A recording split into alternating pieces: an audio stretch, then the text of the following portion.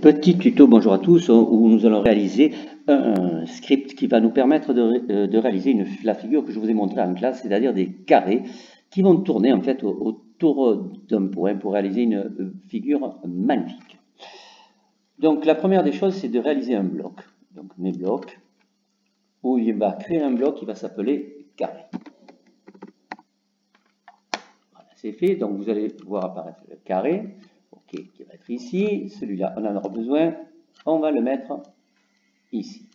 Pour réaliser un carré, donc il faut avancer d'une certaine longueur, on va définir une longueur, on va prendre 150 ou peut-être les 100 pixels, et il va falloir tourner de 90 degrés, et répéter ça pendant 4 fois, pardon, donc ici, événement, contrôle, donc répéter, non pas 10 fois, ni 3 comme j'ai dit tout à l'heure, mais 4. Il va falloir initialiser. Alors pour initialiser, ce qu'il faut faire, dans un premier temps, regardez, le bloc stylo n'apparaît pas. Pour le faire apparaître, vous cliquez ici, clac, et ici, clac, le bloc stylo apparaît. Quand vous allez tracer, donc vous effacez tout, évidemment, sinon il restera la figure que vous avez tracée précédemment. Vous allez donc relever le stylo et aller à votre point de départ. Donc, le point de départ, c'est donc, bon, ici pour notre figure, on va dire c'est 0, 0. 0, 0. Donc ici, si j'appuie, voilà, il va se mettre à 0, 0. Vous voyez ici, il est en direction de 0, il n'est pas en direction de 90. Pour l'orienter à 90, c'est très facile.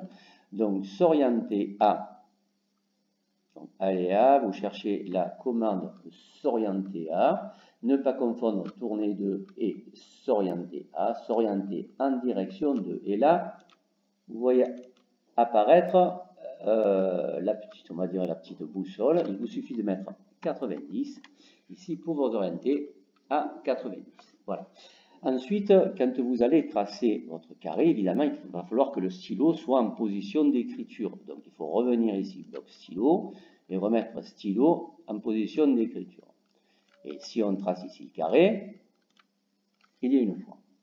Nous, ce que nous voulons, c'est donc faire tourner ce carré plusieurs fois. Pour cela, nous allons définir un angle de rotation. Cet angle de rotation doit être un diviseur de 360. Pourquoi? Parce qu'un tour complet, comme chacun le sait, est 360 degrés. D'ailleurs, 360 degrés n'a pas été choisi au hasard. Donc, on va créer ici une variable qui va s'appeler, créer une variable qui s'appelle angle. OK? Voilà. Nous allons donc demander quel angle on veut. Donc, pour demander capteur, demander non pas what's your name, donc ici le carré il faudra mettre là, mais quel angle de rotation. Point d'interrogation, ça fait mieux. Et cet angle de rotation, donc on va le mettre dans réponse, dans la variable angle. Donc mettre angle là, tac, réponse. Ensuite, on va tracer le premier carré. Et ensuite, il va falloir tourner de cet angle. Donc, pour tourner de cet angle, c'est très facile. Donc, mouvement, tourner de, tac. Et vous avez ici tourner de angle pour chercher l'angle. Attention, il ne faudra pas le marquer à la main, mais prendre bien ici dans la commande variable angle. Ça va tourner. Et ceci, il va falloir le répéter. Alors, combien de fois? Comme on a choisi un angle qui était un diviseur de 360, et pour avoir le tour complet, 360 divisé par angle. Donc, répéter, donc, contrôle, répéter, voilà, tac. Et ici, dans opérateur, vous cherchez la division, donc 360,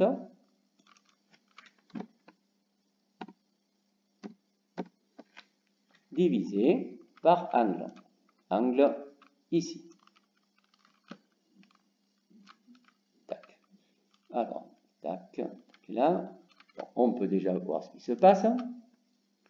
Alors, de quel angle on a besoin? Donc, si je mets par exemple 20 degrés,